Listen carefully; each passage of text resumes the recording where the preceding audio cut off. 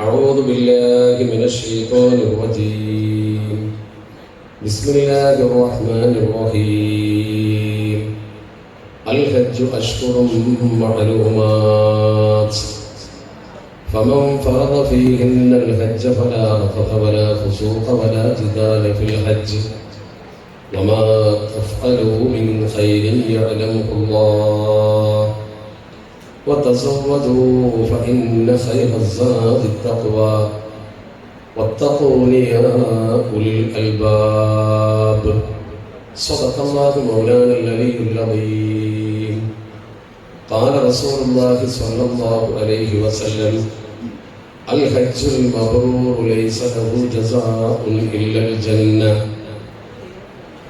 ആദരണീയരായ നമ്മുടെ ഈ ചടങ്ങിൻ്റെ അധ്യക്ഷൻ അഷ്റഫ് ഹാജി പറപ്പൂർ, നമ്മുടെ ഈ പരിപാടിയിൽ ആമുഖ പ്രസംഗം നടത്തിയ എൻ്റെ ബഹുമാന്യ സുഹൃത്ത് അഭിനന്ദനായ അലി ഫൈസി നാട്ടുകൽ, സ്വാഗത പ്രഭാഷണം നിർവഹിച്ച പ്രിയപ്പെട്ട അബ്ദുറഹ്മാൻ ഹുദവി, നമ്മുടെ ഈ പരിപാടി ഇത്ര താല്പര്യത്തോടു കൂടി സംഘടിപ്പിച്ച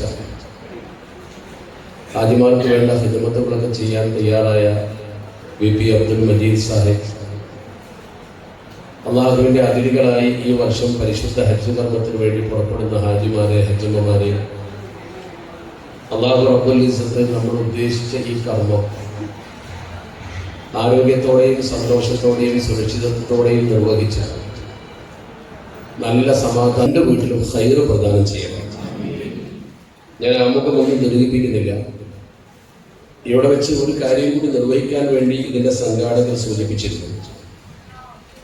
ഇപ്പോൾ ഒരു പ്രധാനപ്പെട്ട പ്രശ്നമുള്ളത്, കാലിക്കറ്റ് എയർപോർട്ടിൽ നിന്ന് ഹജ്ജിന് പോകാൻ 40,000 രൂപ കൂടുതലാണ്. അപ്പോൾ അതിനുവേണ്ടി ഈ തവണ ഹജ്ജിന് പോകുന്ന ആളുകളൊക്കെ വെൽഫെയർ ബോർഡത്തോട് സഹകരിച്ചുകൊണ്ട് ഗവൺമെന്റിന് അപേക്ഷ കൊടുക്കുന്നുണ്ട്. സെൻട്രൽ ഹജ്ജ് കമ്മിറ്റിക്ക് അപേക്ഷ കൊടുക്കുന്നുണ്ട്.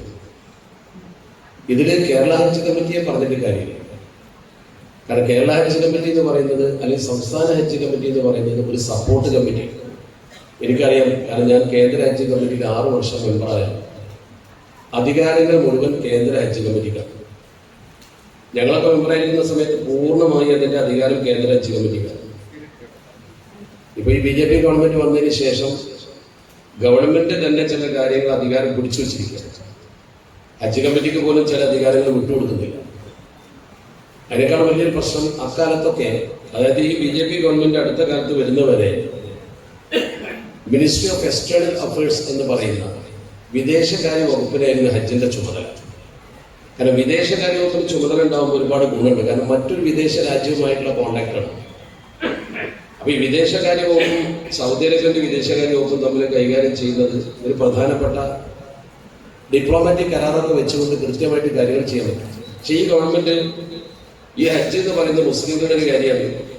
അതിപ്പോൾ വിദേശകാര്യമൊക്കെ കൈകാര്യം ചെയ്യാൻ മാത്രമില്ല, അത് ന്യൂനപക്ഷ വകുപ്പ് കൈകാര്യം ചെയ്യാൻ മതി എന്ന് പറഞ്ഞാൽ ന്യൂനപക്ഷ വകുപ്പിലേക്ക് തരംതായിട്ട്. അപ്പൊ ന്യൂനപക്ഷ വകുപ്പിന്റെ കയ്യിലാവുമ്പോൾ ഈ എക്സ്റ്റേണൽ അഫയേഴ്സ് അഥവാ വിദേശകാര്യ മിനിസ്റ്റർ ചെയ്യുമ്പോൾ ചെയ്യാനൊന്നും പറ്റില്ല. അപ്പൊ അതിന് ചില കുറവുകൾ വന്നിട്ടുണ്ട്. അപ്പൊ ആ ഒരു ബുദ്ധിമുട്ട് എല്ലാ തലത്തിലും, അതാണ് കഴിഞ്ഞ തവണ വല്ലാതെ വന്നത്. അന്ന് പരാതി വന്നപ്പോൾ ഈ തവണ നേരത്തെ തന്നെ കാര്യങ്ങളൊക്കെ ഒരുക്കിയൊക്കെ ചെയ്യുന്നത്. ഈ വിഷയത്തിൽ ഞാൻ ഇതിനെ കുറിച്ച് മനസ്സിലാക്കി നോക്കുമ്പോൾ എയർ ഇന്ത്യനെ കുറ്റം പറഞ്ഞിട്ട് കാര്യമില്ല. കാരണം അവർ റേറ്റ് കൂട്ടാൻ നിർബന്ധിതരായതിനെ കുറിച്ച് അവർ തരുന്ന വിശദീകരണം ഇപ്പൊ നമ്മൾ വിചാരിക്കുന്ന പോലെ നിങ്ങൾക്ക് മനസ്സിലാക്കണമെന്ന് അറിയില്ല. അപ്പോൾ വിമാനം കൊണ്ടുവന്നിട്ട് എയർപോർട്ട് വെക്കാൻ, ആ വിമാനം അവിടെ ഇറങ്ങിയിട്ട് എത്ര സമയം കൊണ്ട് തിരിച്ചു പോകുന്നു നോക്കാൻ, നിൽക്കുന്ന സമയത്തിന് ഇത്ര പൈസ കണക്കാക്കിയാൽ കുറേ ലക്ഷക്കണക്കിന് നോക്കിയാൽ പോകും. നിങ്ങൾ കാറോ ബസ്സോ പാർക്കിങ്ങിന് മാതിരി കൊണ്ടുപോയിട്ട് പോകാൻ പറ്റില്ല. നമ്മളിപ്പോൾ കാർ എവിടെയെങ്കിലും കൊണ്ടു വെക്കുന്നതിൽ ബസ് എവിടെയും പാർക്ക് ചെയ്ത് ഒഴിഞ്ഞ സ്ഥലത്തൊക്കെ പാർക്ക് ചെയ്ത് പൈസ കൊടുക്കണ്ട. ചില സ്ഥലത്ത് ഇപ്പോൾ ടൗണിലൊക്കെ പാർക്ക് ചെയ്ത് 10 രൂപ 20 രൂപയൊക്കെ മണിക്കൂറിന് കൊടുക്കണ്ടേ. ഇതൊരു വിമാനം വന്ന് എയർപോർട്ടിൽ നിന്നിട്ട് തിരിച്ചു പോകുന്ന വരെ ടൈം കണക്കൂട്ടി ലക്ഷങ്ങളാണ് കൊടുക്കണം. കേരളത്തിലുള്ള പ്രധാനപ്പെട്ട എയർപോർട്ട് തിരുവനന്തപുരം, കൊച്ചി, കോഴിക്കോട്, കണ്ണൂർ. ഇതിൽ ഗവൺമെന്റിന്റെ നേരിട്ടുള്ള എയർപോർട്ട് ഒന്ന് മാത്രമേ ഉള്ളൂ, കോഴിക്കോടുള്ളൂ.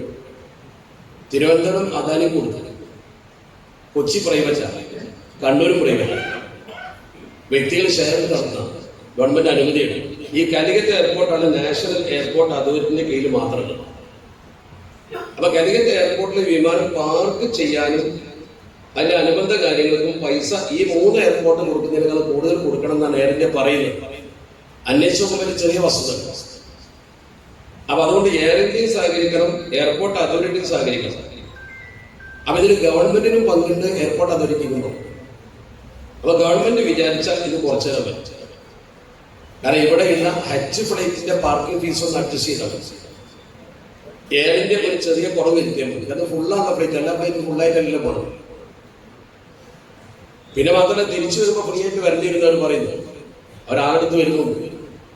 അപ്പൊ എന്താവട്ടെ, അതേക്കുറിച്ച് നമ്മൾ ഗവൺമെന്റിനെ ബോധ്യപ്പെടുത്തി സർക്കാർ വിചാരിച്ചാൽ ഈ പൈസ കുറക്കാൻ പറ്റും. എയർ ഇന്ത്യ ഒരു അഡ്ജസ്റ്റ്മെന്റ് ചെയ്യണം, എയർപോർട്ട് ഒരു അഡ്ജസ്റ്റ്മെന്റ് ചെയ്യണം.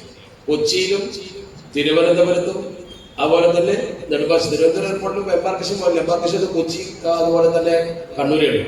അവിടെ 2 സ്ഥലത്തും പാർക്കിംഗ് ഫീസ് എത്രയാണ് അത്ര ഫീസ് തന്നെ അവിടെ വാങ്ങിയാൽ മതി. ഹജ്ജിന്റെ കാര്യത്തിൽ ഇളവ് ചെയ്യാണ്.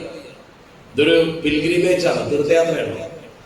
അപ്പൊ ആ ഒരു അവസ്ഥയിലേക്ക് അത് ചെയ്യാൻ ഇതിന്റെ ഉത്തരവാദപ്പെട്ട ആളുകൾ ആവശ്യമായ ക്രമീകരണം ഗവൺമെന്റ് വിചാരിച്ചാൽ എന്താ, അല്ലെങ്കിൽ എന്ത് ചെയ്യട്ടെ, സർക്കാരാണല്ലോ ഹജ്ജിന് വൈകി തീരുമാനിച്ചത്. കാലിക്കറ്റ് പോകുന്ന ആളുകൾക്ക് 40,000 രൂപ കുറച്ചു കൊടുക്കട്ടെ, അതും ചെയ്യാം. ഗവൺമെന്റിന്റെ സൈക്കല, കാരണം എയർപോർട്ട് അതോറിറ്റിക്ക് പൈസ ചെയ്യാൻ ഗവൺമെന്റ് തന്നെയാണ്. അപ്പൊ ഗവൺമെന്റ് വിചാരിച്ചാൽ ഇത് ചെയ്യാൻ കഴിയും. ഏത് ഗവൺമെന്റ്? കേരള ഗവൺമെന്റ് അല്ല, കേന്ദ്ര ഗവൺമെന്റ്. അപ്പൊ കേന്ദ്ര ഗവൺമെന്റ് ചെയ്യേണ്ട ഒരു കാര്യമാണ് ഇത്. അതിന് അവർക്ക് നിവേദനം കൊടുക്കാനും അനുബന്ധ പരിപാടിക്കും ആവശ്യമായ കാര്യങ്ങളൊക്കെ ഈ വെൽഫെയർ ഫോറം ചെയ്യുന്നുണ്ട്. നിങ്ങൾ അതിന് ഒപ്പിട്ട് കൊടുത്താൽ മതി. അങ്ങനെ ഇത് കുറച്ച് എല്ലാ കേരളത്തിൽ 3 എയർപോർട്ടിൽ പോയാലും ദൂരം ഒന്ന് തന്നെയാണ്. കൊച്ചിയിൽ നിന്ന് പോയാലും കണ്ണൂരിൽ നിന്ന് പോയാലും കോഴിക്കോട് നിന്ന് പോയാലും ആകാശ ദൂരം ഒന്ന് തന്നെയാണ്. ചെറിയ വ്യത്യാസമൊക്കെ ഉണ്ടാവുള്ളൂ. അതിന് ഇത്ര വലിയ 40,000 രൂപ മാറ്റമൊന്നുമില്ല. അപ്പൊ ആ ഒരു ക്രൂരത കോഴിക്കോട്ടുകാരോട് ചെയ്യരുത് എന്ന് അപേക്ഷിക്കാൻ ഉണ്ടാക്കുന്ന ഫോറത്തിൽ അതല്ലേ ചെയ്യാൻ പോകുന്നത്. അതിൽ ഒപ്പിട്ടുള്ളൂ. അള്ളാഹു തൗഫീഖ് നൽകട്ടെ. നമ്മൾ ക്ലാസ്സിലേക്ക് അടക്കം ബാക്കി കാര്യങ്ങൾ സംഘാടകർ ചെയ്തു.